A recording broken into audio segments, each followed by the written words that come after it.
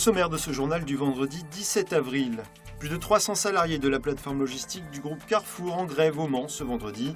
Ils réclament des hausses de salaire. Le dispositif de contrôle est renforcé autour des 24 heures moto. Avec les années, motards, sartois et gendarmes apprennent à coopérer. On le sait, les Anglais sont fans des 24 heures moto et auto. Cette année, un restaurateur a traversé la Manche pour proposer la célèbre recette du fish and chip. Et il n'y a pas que les Anglais qui apprécient. En grève, les salariés de la plateforme logistique Comptoir Moderne du Mans se relaient sur un barrage filtrant depuis ce vendredi matin. À l'appel de la CGT, ils disent avoir prévenu la direction de la possibilité d'un tel mouvement depuis 3 semaines. Leur revendication, une hausse salariale. La demande de la CGT était de 5%, ce qui représente sur un bas salaire 80 €. La direction nous proposant 0,5 qui correspond à 6 euros net par mois d'augmentation de salaire. Donc évidemment, c'est inacceptable et provoquant d'autant plus l'injustice que ça crée vis-à-vis des chiffres de l'entreprise, encore une fois.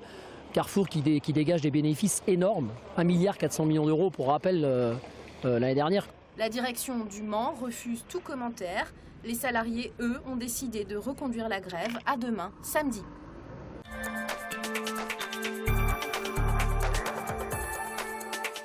Lors du conseil municipal du 26 février dernier, au Mans, Louis Noguès avait associé dans une même phrase homosexualité et zoophilie. Il fait désormais l'objet d'une enquête confiée au SRPJ d'Angers par le procureur du Mans à la demande de l'association Homogène. L'élu a, lui, porté plainte pour diffamation. Et puis, toujours au Front National, Pascal Gana, l'ancien coordinateur du parti d'extrême droite lors des départementales, vient d'être investi comme tête de liste par le FN aux élections régionales de décembre prochain. «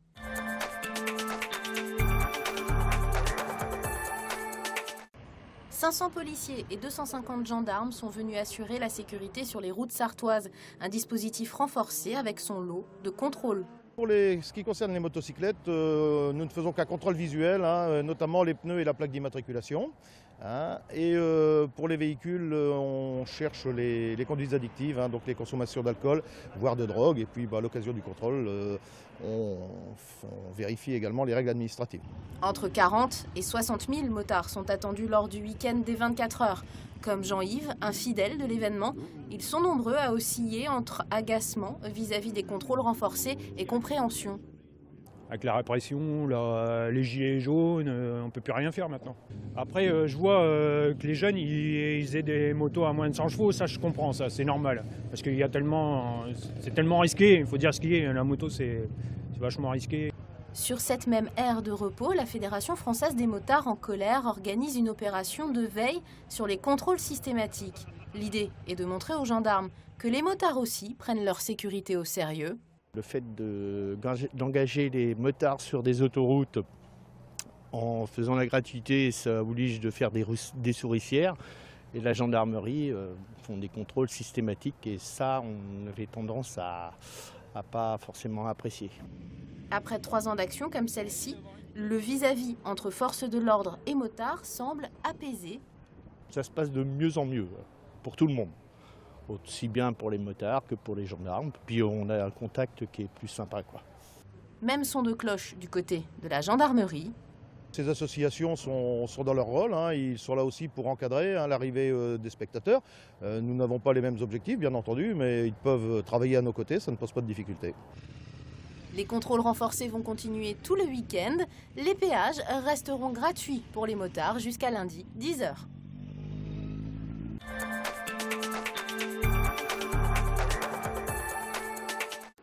Sur le circuit Bugatti, sauce à l'ail et purée de pois. Tiens, voilà les Anglais. Paul Masset vient de Northampton, 17 heures de trajet, presque autant que l'épreuve qu'il a amenée ici, les 24 heures moto. Avec lui, son camion de restauration. Je suis un addict au sport mécanique. Dès qu'on a eu l'opportunité de venir, on l'a fait. J'adore les motos. Et puis, je voulais ramener un peu de cuisine anglaise en France. Une première pour Paul et son équipe.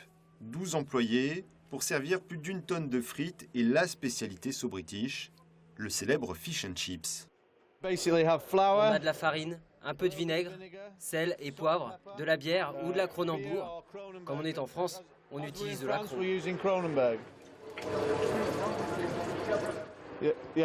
On a une panure croustillante avec un filet de cabillaud dedans, bien cuit. Avec son fish and chips, Paul est sûr de rentabiliser les 700 € qu'il a dépensés pour venir ici. Le plat est vendu au prix fort, 8 € la barquette. La demande ne manque pas, 5 à 10 000 Anglais se ruent chaque année pour regarder passer les motos. Ce midi, nous croiserons essentiellement des Français. C'était l'occasion de goûter, de voir s'il y a une différence entre les vrais fish and chips et les fish and chips préparés en France, en Sarthe.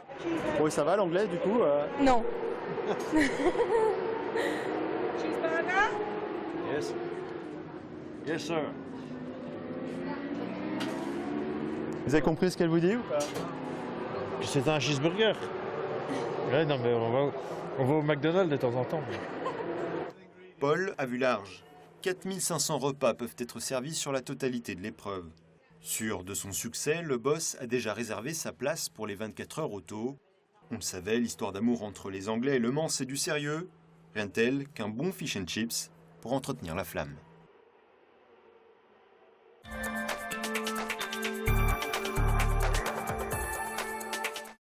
Voici le nouveau logo du conseil départemental.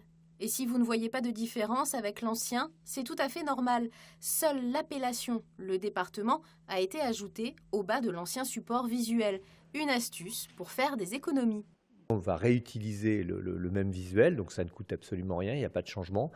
Il n'y a pas de coût non plus de création, mais en même temps, ça va nous permettre d'avoir un certain nombre de stickers qu'on va pouvoir recoller sur un certain nombre de panneaux qui sont concernés par ces changements.